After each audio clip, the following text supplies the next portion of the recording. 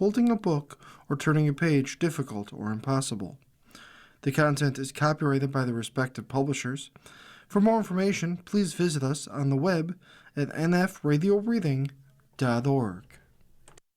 Hello, this is Evelyn, and for the next hour I'll be reading from the December 7th issue of the New York Times Magazine on the Niagara Frontier Radio Reading Service. The e-bike dilemma. They're helping to take cars off the road, but with inadequate regulation, pedestrians and riders, especially teenagers, are getting hurt. By David Darlington. In September 2023, Amelia Stafford was 15 and beginning her sophomore year at Terra Linda High School in eastern Marin County, California. An honor student who loved reading, played the trumpet, did well at science, and aspired to work for NASA, Amelia often rode her bike to school. Both of her parents, Monica, who works for the Golden Gate National Parks Conservancy, and Scott, an Emmy-winning composer and a founder of the Pollen Music Group, have histories as cyclists. He grew up riding to school in San Francisco, and she commuted to her job on her bicycle across the Golden Gate Bridge. It was very important to me that my kids grow up learning how to ride bikes, Scott says. I wanted them to get exercise, Monica adds, so Amelia's bike didn't have a motor. In the wake of the pandemic, electric bicycles were proliferating. Many of Amelia's classmates had gotten e-bikes, or faster machines now known as e-motos, for birthdays and holidays. On a warm Saturday night after a football game, a group of kids was playing around with one. Coral Belisi, Amelia's best friend, recalls that Amelia got on the bike behind someone and rode up and down the street. She says it was such a short ride that wearing a helmet didn't occur to anyone. When the bike toppled over, our immediate reaction was that we all started laughing. We just thought it was so funny, she says, like, ha ha, they're so stupid they can't even ride bikes. Then they saw the blood on the pavement around Amelia's head. Coral, who had taken a CPR course, called 911 and told the others not to touch Amelia. Then she ran to the Stafford's house and banged on the door. Monica had gone to bed early. She ran barefoot from the house. When she reached her daughter, Amelia's eyes were open, but they had rolled back and blood was coming out of her ears. EMTs arrived soon after and transported her to Marin Health Medical Center, where a CT scan showed bleeding between the skull and the brain. When doctors removed the right side of Amelia's skull, they found that the damage to blood vessels surrounding her brain was worse than normal for such injuries, and that the resulting blood clot was leading to compression on the brainstem. With considerable difficulty, Blake Taylor, the neurosurgeon who operated on her, stopped the bleeding. The surgery lasted almost until dawn, when Amelia was loaded onto a helicopter for transfer to a hospital in Oakland. As he watched the helicopter take off, John Ma, a trauma surgeon on call that night at Marin Health, was distraught. He had been fearing a case like Amelia's for years. As the only trauma facility in Marin County, which sits on the opposite side of the Golden Gate Bridge from San Francisco and features some of the region's most inviting open space, as well as an affluent and fitness-conscious population, Marin Health has always seen a lot of injured bicyclists, but historically most of the injuries were minor: broken clavicles, wrists, ribs. That changed in the summer of 2020 when Ma began noticing an increase in bicycle-related deaths. The first was a 72-year-old man who lost control of his bike on a downhill grade and crashed into a guardrail. He broke his ribs in 20 places, punctured a lung, fractured a leg, broke a wrist, suffered a concussion, and after several months of going back and forth between the hospital and rehab, died of a stroke. More fatalities followed. including a 62-year-old pedestrian who was struck by a bicycle on a multi-use path. When I heard this, I thought, that's really strange. Ma says, I can't remember a case of a pedestrian killed by a pedal bicycle. But the pedestrian hadn't been killed by a pedal bicycle. Like the case of the 72-year-old, an e-bike was involved, a device that Ma says he had never heard of till then. But as we moved from the summer of 2020 into 2021 and 2022, and we kept hearing it reported through the hospital and the media, another e-bike accident, another fatality. At some point I was like, wait a minute, there's something seriously wrong here. At the same time, the County Public Health Department didn't distinguish e-bike crashes from those involving conventional bicycles, but Marin Health maintains a database of trauma cases. So Ma, a soft-spoken 57-year-old surgeon who, in his off hours, has also waged battles against the tobacco and soda industries, began talking with the medical director of trauma services, Edward Alfrey, who, it turned out, was compiling numbers on injuries associated with e-bikes. As the pandemic continued, the number of e-bike accidents increased. You would expect that, Alfrey says, because sales were skyrocketing. Indeed, in 2022, over 1 million e-bikes were sold in the U.S., up from 287,000 in 2019, according to the Light Electric Vehicle Association. But what really struck Alfrey and Ma was that e-bike injuries were far more serious than those sustained on conventional bikes. Ma says they were more like what's seen in motorcycle crashes.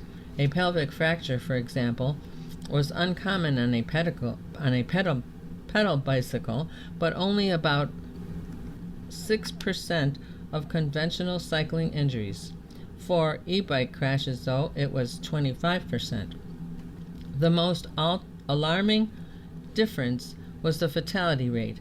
On a pedal bike, the chance of dying from an injury is about 0.3%, Alfrey says. On an e-bike, the data indicated it was 11%. These findings signaled what was unfolding around the country. During the same 4-year period, when nationwide sales quadrupled, e-bike injuries increased by a factor of 10 to 23,493 from 2,215, according to the National Electronic Injury Surveillance System. A study by the University of California, San Francisco found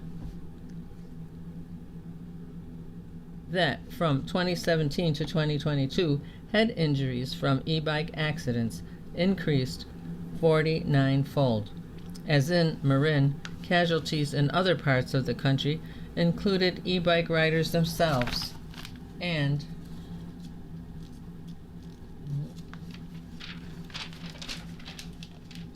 people they ran into.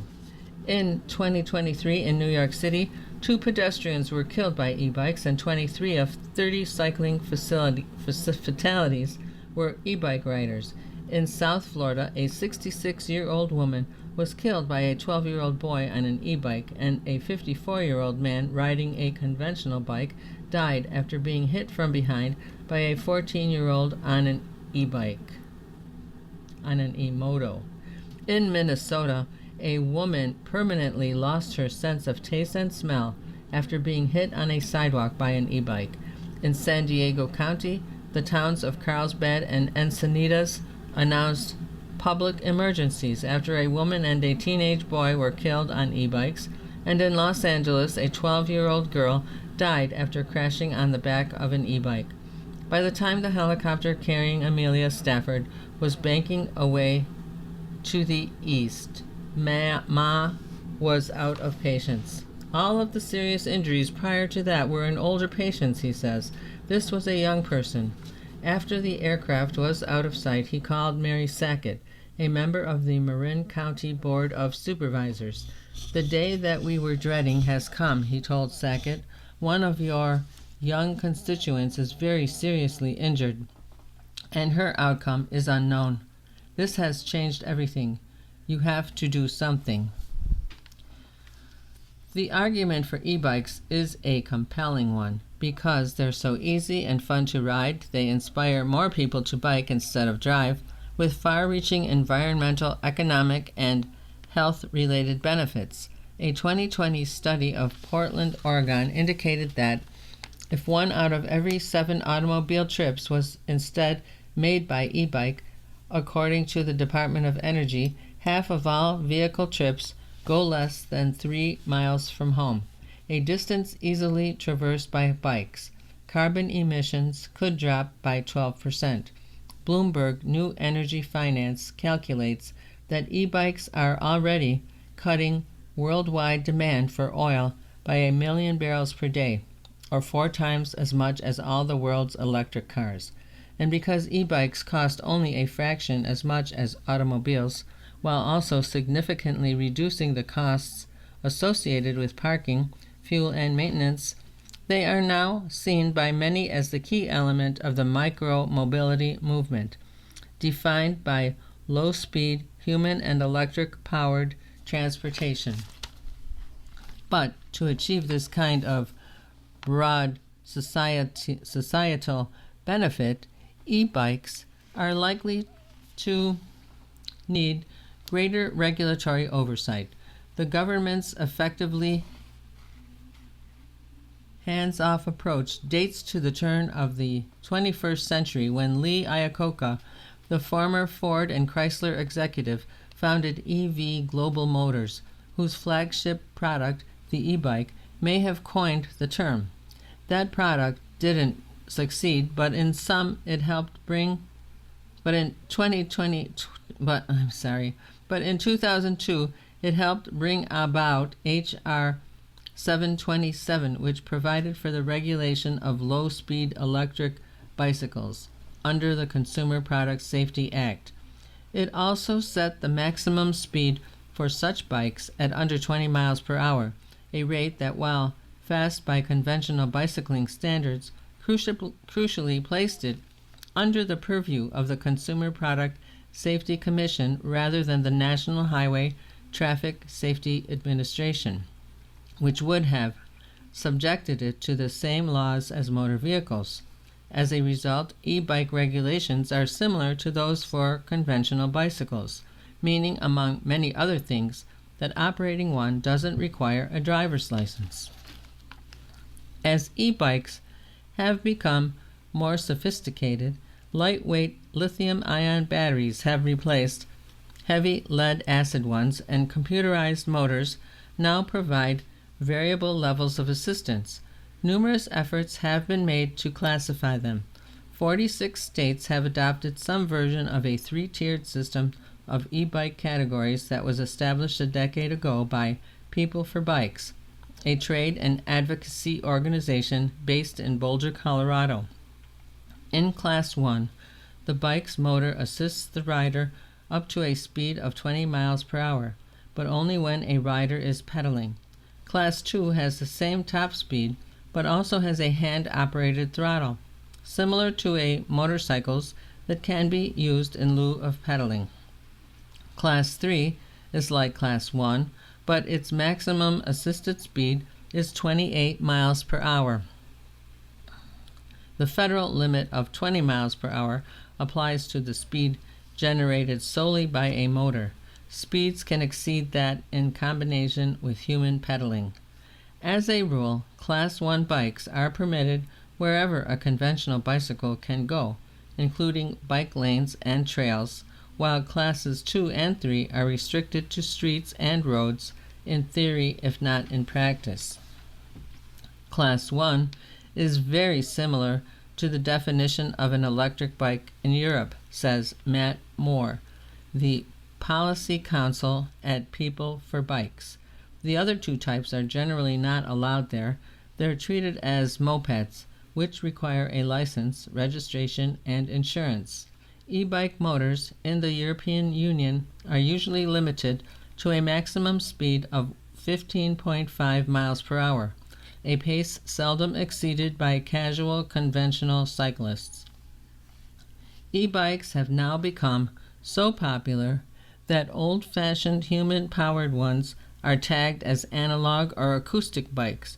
The extra boost of energy they provide feels like magic, a perpetual tailwind, a helpful nudge at your back. You are listening to a reading of articles and features from the December 7th issue of the New York Times Magazine on the Niagara Frontier radio reading service. Without any training or education, however, people accustomed to analog bicycles can be unprepared for the power, acceleration, and speed of e-bikes, not to mention their weight, which typically exceeds 50 pounds, or roughly twice that of conventional bikes. Hence, the similarity to motorcycle injuries, thanks to increased momentum and the greater harm from impacts when they get out of control. Since e-bikes were legally defined as distinct from motor vehicles in 2002, apparently only one additional federal law allowing their use on federally funded trails that don't permit motor vehicles has regulated them further. Individual cities and counties, however, have enacted a crazy quilt of local rules. Some states are now considering mandatory licensing, registration, and insurance for e-bikes. When Nashville commissioned a public survey in 2022 on the issue of allowing e-bikes on the city's greenways, there were 2,700 responses. Class 1 pedal assist e-bikes got 54% approval. Class 2 hand throttle bikes got 40%. Universities, including Yale, Fordham, and some California state schools, have banned e-bikes from their campuses. Following the death of the 66-year-old woman in Florida, the village of Key Biscayne outlawed e-bikes altogether. After a deadly collision between an e-bike and a pedestrian, a Boston City councilman proposed legislation banning mopeds and e-bikes for food delivery. Such a law would constitute the nuclear option in New York City, where food delivery represents ground zero in the e-bike explosion. During the pandemic, when services like DoorDash and Grubhub mushroomed in popularity, delivery workers embraced e-bikes to keep up with demand. At the same time, City Bike, New York's bike share program, expanded the electric options in its rental fleet. The resulting swarm of fast machines, frequently driven in law-breaking ways, gave rise to a grassroots nonprofit group called the NYT Vehicle Safety Alliance. With more than 1,000 members, including 100 self-identified victims, its demands include the licensing of e-bikes, the goal of a proposed Priscilla's Law, named for a 69-year-old educator who was killed by a rented e-bike that ran a red light, the confiscation of e-bikes that violate traffic laws and their prohibition from public parks. Mayor Eric Adams has responded by imposing an e-bike speed limit of 15 miles per hour, but because so many delivery workers are immigrants, the issue has taken on socio-political overtones. Not wanting to criminalize or deprive the underprivileged of good employment opportunities, Ben Furness, the executive director of the nonprofit bicycle advocacy group Transportation Alternatives, recommends prohibiting the sale of Class 3 e-bikes. He adds that he would also like to see much more regulation of the delivery app ecosystem so that it doesn't pressure workers into breaking the rules to hit their targets, a position shared by Zoran Mamdani, the mayor-elect. In Marin, in response to the casualties there, the Marin Healthcare District Board of Directors passed a resolution in December 2022, requesting state and local government to study further measures to safely regulate electric bikes. When that generated no response, Ma, who is not on the board, reached out to public officials who surprised him, he says, by reporting that the county coroner had no record of any e-bike deaths at all. This turned out to be a labeling issue. Ma might have known that a patient had died from e-bike injuries, but by the time that was recorded by the coroner, cause of death could be accident. Marin officials needed hard numbers to effect a change in public policy. In part because of this difficulty with the data, the county seemed to be making little progress. But then, Ma says, Amelia Stafford crashed and everything changed. It was like a light switch. Following her surgery in September 2023, Amelia was placed in a medically induced coma. After a week, she was taken off the drugs, at which point her parents, Scott and Monica, expected her state to be somewhere between stupor and vegetative. On the day her breathing tube was removed, they say they were told that if she was going to be able to speak again, it might happen by that evening. They went out for a walk, leaving Scott's brother by Amelia's bedside. All of a sudden, Scott remembers we got a text saying she's talking a lot. Over the next several days, Amelia slowly regained some mobility. A bacterial infection in her brain resulted in 2 more high-risk surgeries, but by November she was allowed to return home, wearing a helmet when not in bed, and in late February her skull was restored with a replica of its missing fragment. Gradually her speech, vision, hearing, and memory returned to near normal, along with her ability to read and write. Monica describes this outcome as more amazing than we can express. Talking about her crash today, Amelia calls the term e-bike a play on words. If the machines were called motorbikes, she believes they would be far less popular, but the fact that it's called an e-bike, evoking such everyday stuff as email, e-books, or less salubriously e-cigarettes, makes it accessible. Her friend Coral concurs. People don't think about them as mini motorcycles, which is really what they are, she says. People think of them as bikes plus, just like a little extra. It's really geared toward younger people who don't have an understanding of the impacts.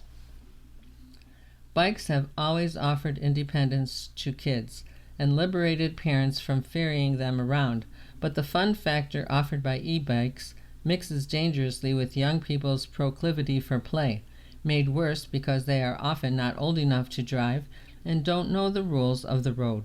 The Marin chapter of Safe Routes to School, a national organization that encourages kids to walk and bicycle, has been teaching e-bike safety since 2022, and Marin has also introduced an online e-bikers club to educate kids about rules and etiquette. But Matt Willis, a former public health director for Marin County, says he heard complaints that kids were ignoring stop signs, weaving in and out of traffic, riding double and doing wheelies down the middle of Sir Francis Drake Boulevard, which is Marin's main thoroughfare. There were, he adds, reports of pedestrians being knocked over by e-bike gangs. Even some of the county's biggest e-bike boosters began to understand that something was out of order. One such person was Bob Middlestad, a retired trial lawyer who bicycles several days a week on Marin's Mount Tamalpais, the reputed birthplace of mountain biking. Until a few years ago, he pedaled an analog bike, but as he approached his 70s, he felt increasingly limited, riding shorter and shorter distances over the same routes every day. Then a friend started regaling him with stories about how far he could ride on his e-bike. So I took his for a test ride and never looked back, he says. Middlestad, now a lean and energetic 77, and some fellow senior cyclists formed a nonprofit organization called e-bike access to advocate electric mountain bikes on Mount Tam. Middlestat says that many of the arguments against e-mountain bikes are the same ones originally used against conventional bicycles, that they cause erosion and scare wildlife and hikers. But then they'll usually say e-bikes are even worse. And even if you just allow the legitimate Class 1 ones, the next wave is going to be kids on their throttle devices. By throttle devices, he is referring to Class 2 machines, which have captured an estimated 2/3 of the e-bike market. According to People for Bikes, the rationale in 2015 for creating a class for bikes with throttles, which can eliminate even the modest exercise benefits of pedal assistance, was that many e-bikes already had them, and the trade organization didn't want to exclude those products and companies. But to Middlestat and others, it's appropriate to consider these vehicles to be bikes at all. The essence of bicycling is pedaling, Middlestat says. A machine propelled by a motorcycle throttle just shouldn't be considered a bicycle. It can go from 0 to 20 faster than a regular bike without any exertion at all. As a volunteer for Safe Routes to School, Middlestat inventoried the classes and brands of bicycles and e-bikes at 12 local campuses in Marin County. He found that while a majority were conventional bikes, among electric devices, those with throttles were by far the most popular, and that most of them had motors capable of going faster than 20 miles per hour.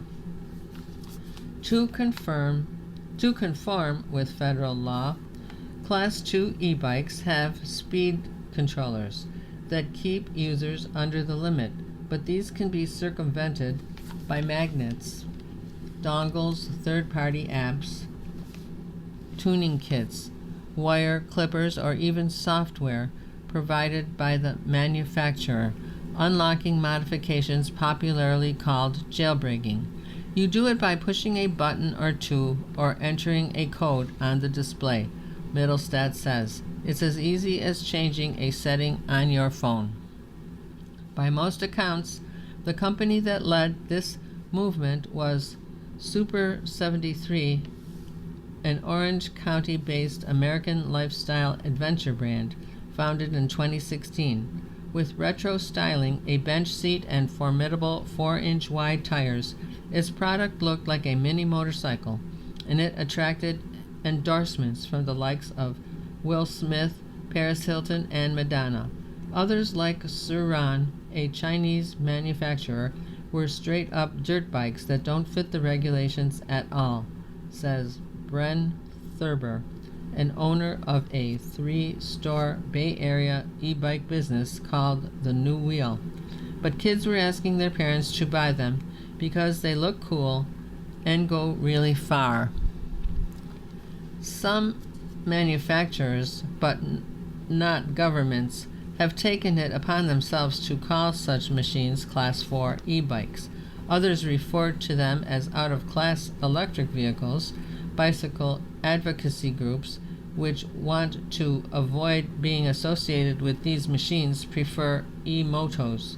In any case, they aren't bicycles, nor are they street legal without registration and a license. Yet they still show up regularly on roads and bike paths. One online influencer called Sir Ronster, who also has a retail business called Ronster Rides, posts videos of bands of teenagers, dozens strong, outdoing one another's daredevil feats at breakneck speed on city streets and highways. We all want to get kids out of cars and onto bikes, Middlestat says. The manufacturers took advantage of that. If the limit is 20 miles an hour, kids will want to go 21. If the limit is 21, they'll want to go 22. In the old days, when you had loud, gas-powered, smelly mopeds, everybody knew what they were.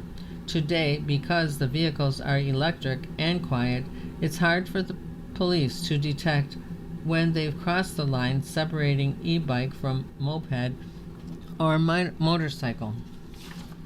You are listening to a reading of articles and features from the December 7th issue of the New York Times Magazine on the Niagara Frontier radio reading service.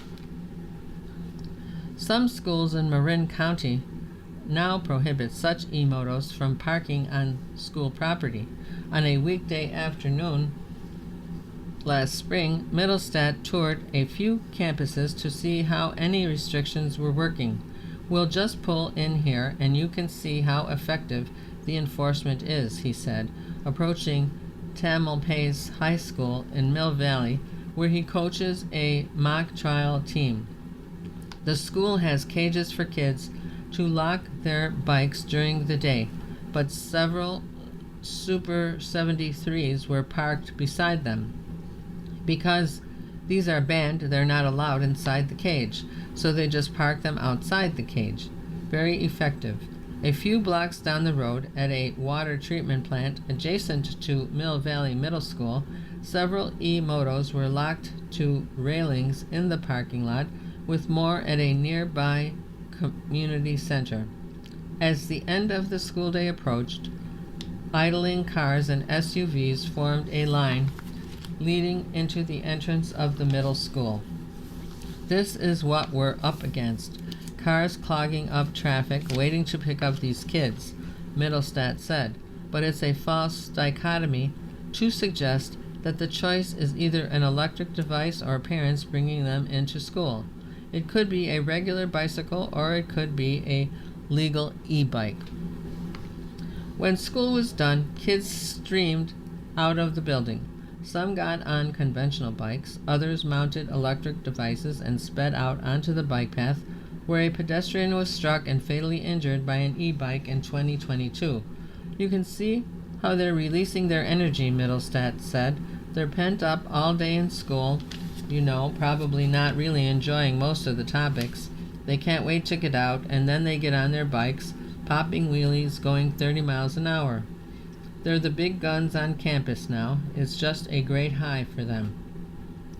At a third stop, Redwood High School in nearby Larkspur, several machines, Jazion Electric Rider Up, were locked to trees, poles, and fences across from the school.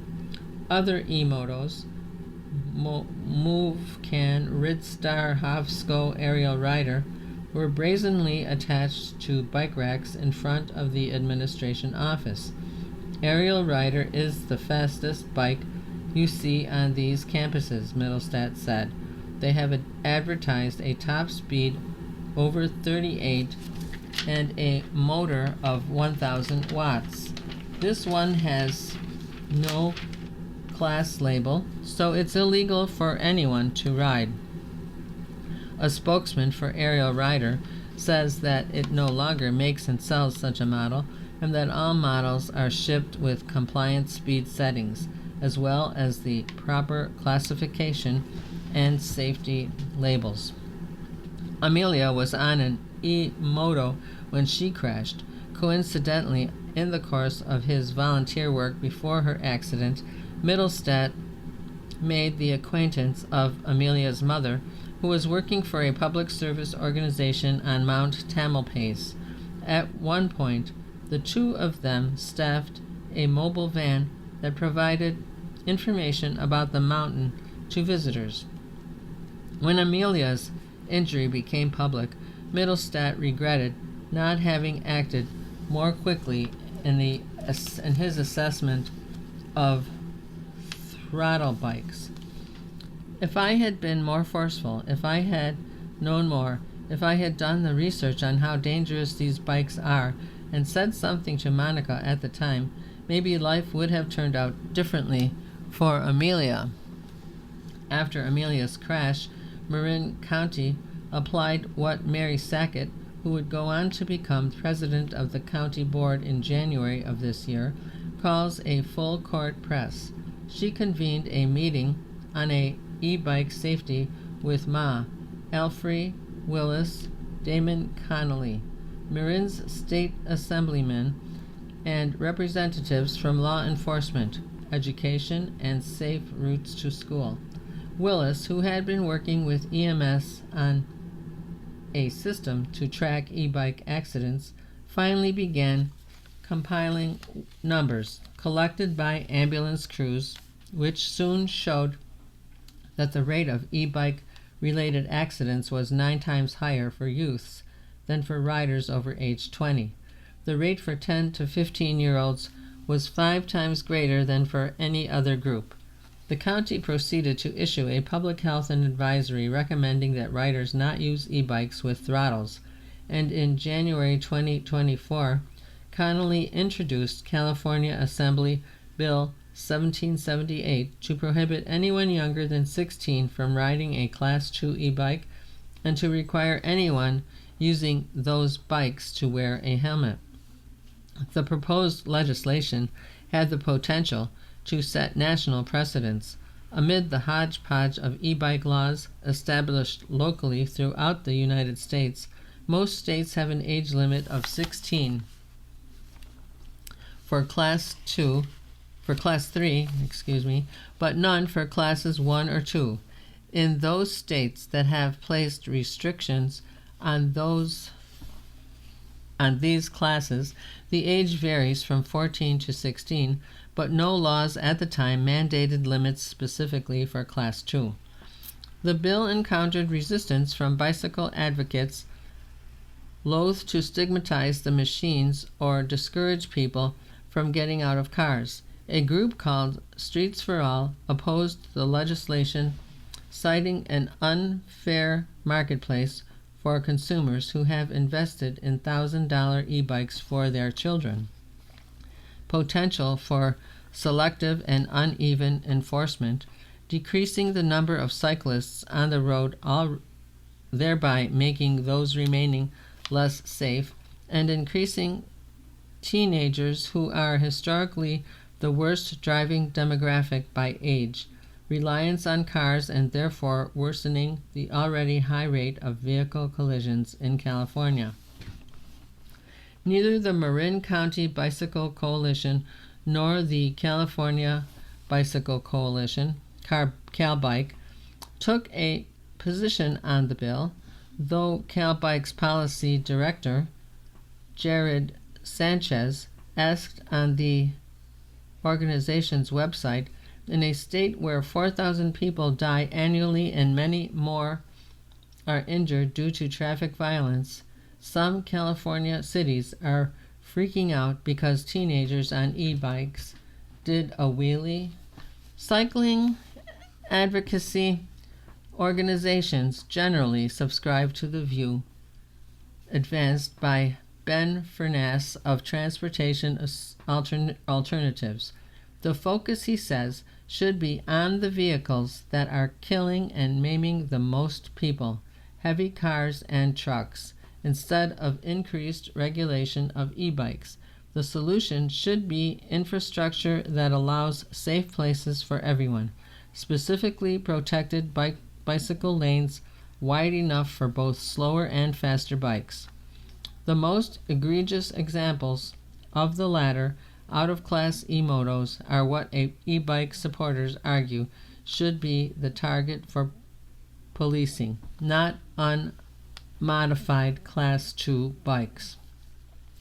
For 100 years, we just had cars and pedestrians, says Asha Weinstein Agrawal, the lead author of a forthcoming paper on e-bike safety and policy options in California for the Mineta Transportation Institute at San Jose State University. Motorcycles were regulated like cars, but Americans treat bicycles as toys. In other words, bikes were an afterthought, not carefully integrated into the designs and rules of our roads, which Agrawal says is much more of a problem now that we have electric bicycles on the road as well. While she agrees that it would be good to get people to switch from gas vehicles to e-bikes, she says, it doesn't make sense to have an ever-growing number of different categories with separate rules. She has found that most people don't understand the 3-class system. Not surprisingly, she adds, people are unlikely to follow rules that they don't understand. The most consequential resistance to California Assembly Bill 1778 came from the State Assembly's Transportation Committee, whose principal consultant concluded that Marin's injury data wasn't sufficiently persuasive to justify a statewide law.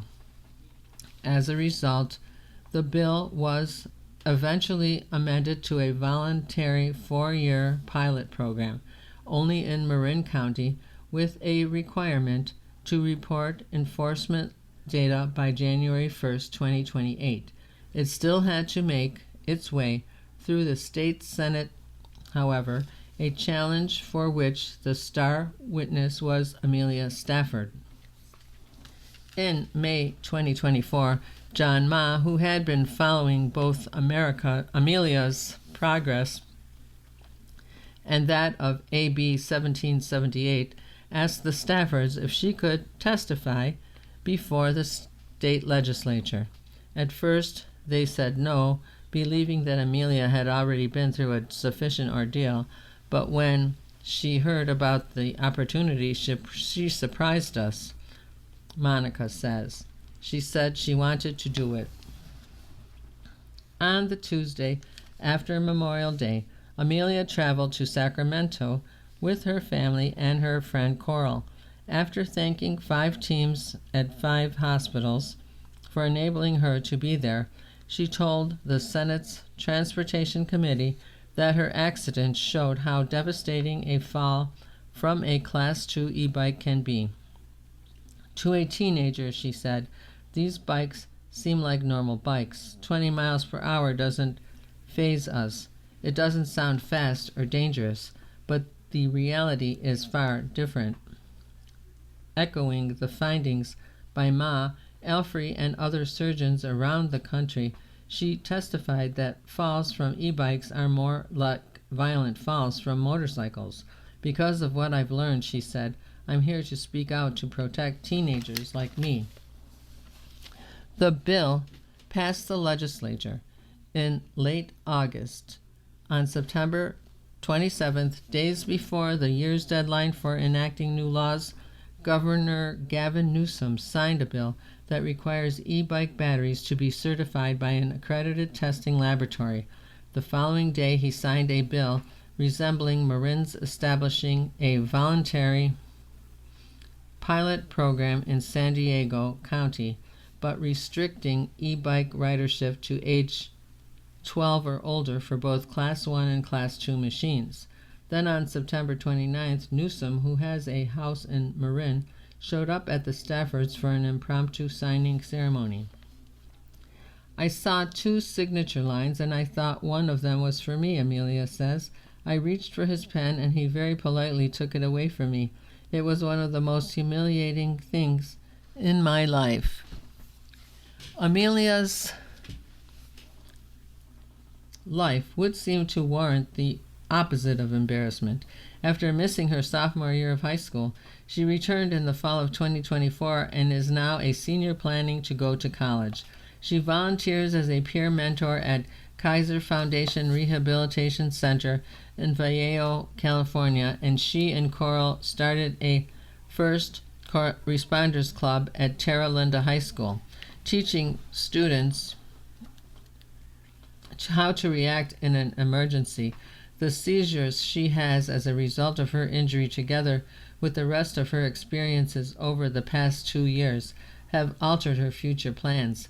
Instead of hoping to work for NASA, she now wants to study neuroscience. 2 more California laws now prohibit the sale of apps that modify e-bikes to increase their speed beyond the legal limit, as well as the sale of devices that enable such modification. As a result, Super 73's website now states that customers who downloaded the Super 73 app after January 1st, 2025 would not be able to modify its bikes beyond the Class 2 mode in which they're sold, but a customer service representative for the company acknowledged by email that the motor itself is capable of higher speeds in other configurations. You are listening to a reading of articles and features from the December 7th issue of the New York Times Magazine on the Niagara Frontier Radio Reading Service.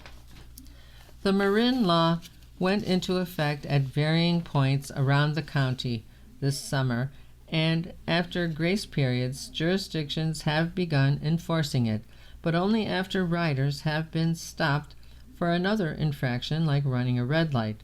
The police are not supposed to stop anyone based on appearance, for example, their apparent age. Moreover, during a recent municipal meeting, one officer explained that when they try to pull juveniles over, the kids often flee, evading pursuing police cars via narrow trails and sidewalks. But he also noted that in one case at least, the parents of a child who was injured while riding an e-moto were cited for allowing an unlicensed juvenile to operate a motorcycle. In any case, the new law doesn't seem to have diminished enthusiasm for what, in some cases, are illegal bikes. This September at Redwood High School, where Middlestat counted 31 e-motos in April 2024, he now counted 48. The Ethicist by Kwame Anthony Appiah. My husband and I have a close friend who is single and frequently comes to stay overnight with our family because driving home after an evening of shared dinner and wine is not a risk we want him to take. While we're very happy to have him as a house guest, we are struggling with the boundaries of hospitality. In recent months, our friend has become increasingly comfortable helping himself to all kinds of things in our household, from making himself a coffee in the morning to freely using to my husband's belongings and taking things he wants from our cupboards. We are struggling with this as his behavior doesn't correspond to our personal understanding of politeness as a guest, and yet we wonder if it is simply a sign that he is comfortable being around us and so we should welcome it happily. How can we navigate our own discomfort without putting our friend on edge when he's a guest in our house? Your discomfort with your guest's idea of comfort is understandable, but it's plain that your friend isn't much of a mind reader and you haven't said anything.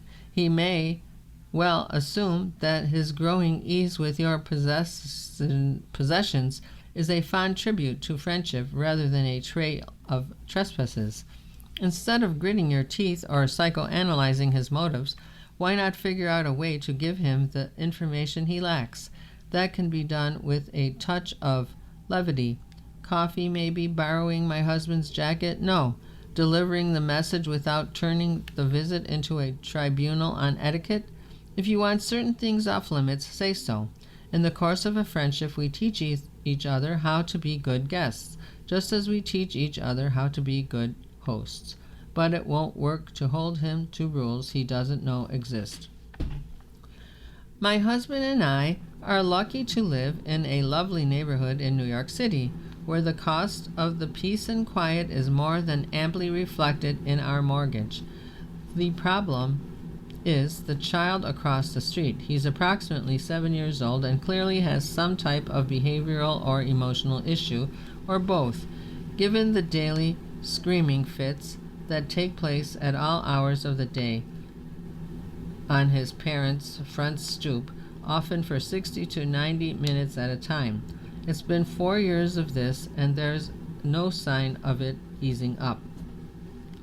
I'm guessing the parents chose the location for his meltdowns in an effort to keep the noise down in their own building and not further alienate their neighbors.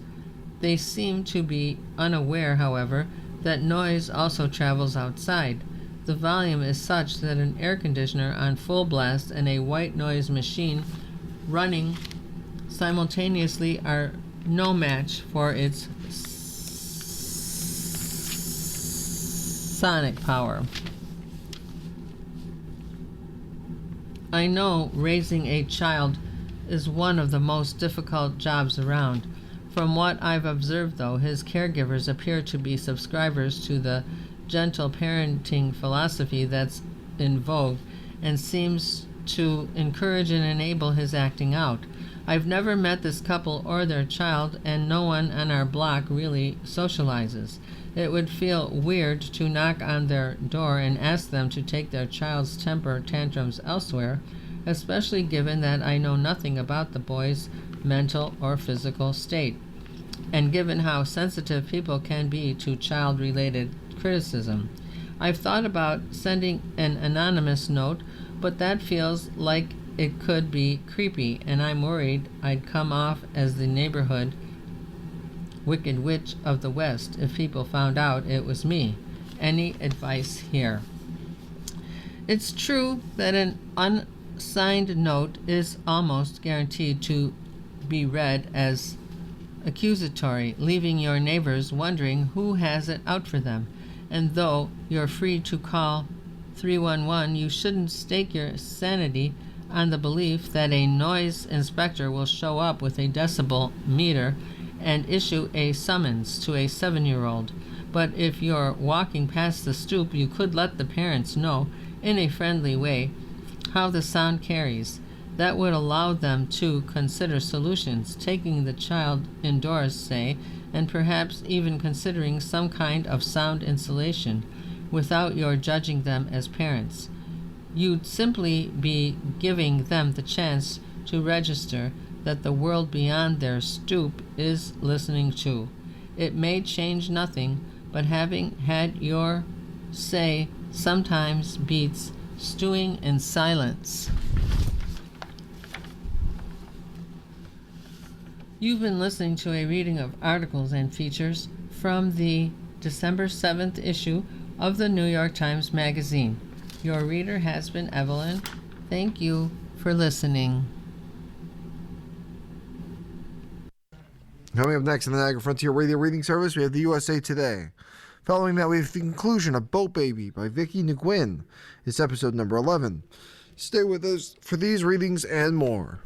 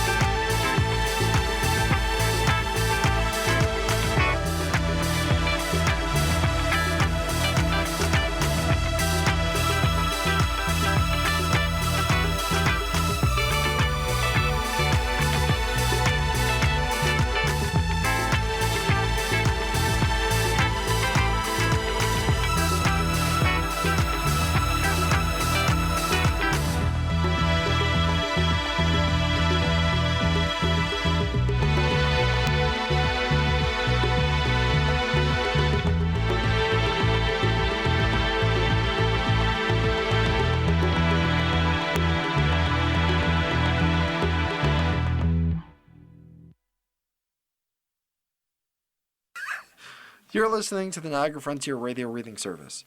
We broadcast daily readings of printed matter to those who are blind or have a print disability throughout Buffalo, Western New York, and Southern Ontario's Niagara Peninsula.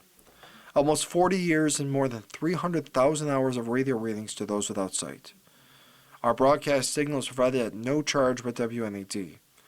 Niagara Frontier Radio Reading Service broadcast studios are at 1199 Harlem Road in Cheektowaga. Please let others know about your Niagara Frontier Radio Reading Service. For more information, call us at 716-821-5555.